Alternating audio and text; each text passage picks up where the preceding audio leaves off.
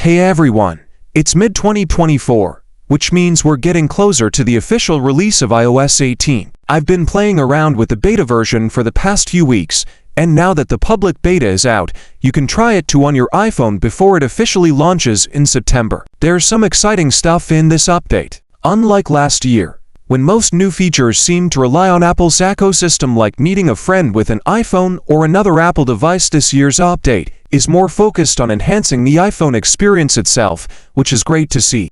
I'm saving the Apple Intelligence features for another video because they're not fully testable in the pre-release betas yet, so make sure to subscribe to catch that deep dive when it's ready. In this video, I'll cover the top 5 features that stood out to me. iOS 18 Redesigned Control Center. Starting off at number 5, we have the new Control Center. There's quite a bit of change here, though I'm not sure if I love all of it. When you swipe down, you'll notice it's more colorful and now spans 3 pages.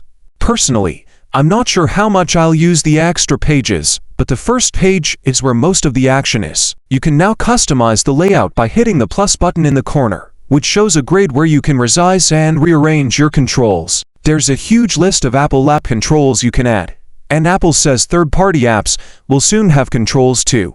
I'm looking forward to seeing how developers take advantage of this. Also, there's a new flashlight control that lets you adjust both the intensity and beam width. It's a cool UI, though I'm not entirely sold on the beam width adjustment. And for the first time, you can customize the lock screen controls, replacing the default flashlight and camera buttons with other options. I'm hoping third-party options will be available soon too. The new Passwords app. Next up at number 4 is the Passwords app. This is one of those updates that drops a new app onto everyone's home screen. Essentially, it takes all the password management tools that were buried in the settings and puts them in one convenient place. You can now easily search through saved passwords, manage two-factor authentication, and create shared passwords within trusted groups. The app relies on Face ID instead of a master password, which is great for convenience. However, the lack of an Android version means it's not the best option for those who, like me, also use an Android device.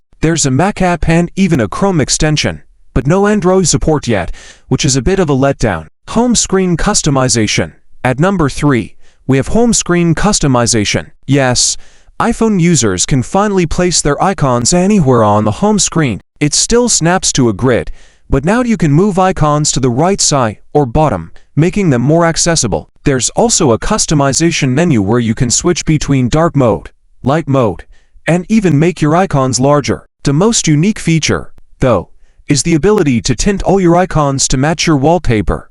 While it sounds cool, the results are hit or miss, with some icons looking great and others becoming hard to read. I think it'll improve over time, but right now, it's a bit of a mixed bag. Small but mighty features. Coming in at number 2 are the small but impactful features. These aren't headline-grabbing changes, but they add up to a much better overall experience. For instance, the game mode prioritizes CPU power for games and reduces Bluetooth latency, which is great for gaming with wireless devices. The Photos app has also been redesigned with improved smart search capabilities. Now, when you search for something specific like license plate, it not only finds relevant photos, it also gives you suggestions to narrow down your search. And RCS support is finally here, allowing iPhone users to send high-quality media, typing indicators, and read receipts when texting with Android users. The Calculator app. Finally, the number 1 feature in iOS 18 is the new Calculator app.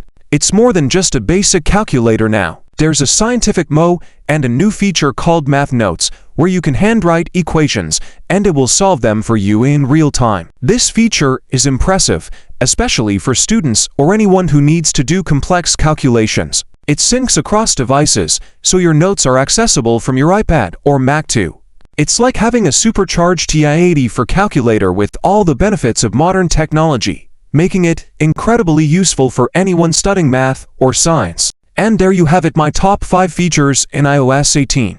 Don't forget to subscribe for the upcoming deep dive into Apple Intelligence, which is set to be a game changer across the iPhone and the entire Apple ecosystem. Thanks for watching, and I'll see you in the next video.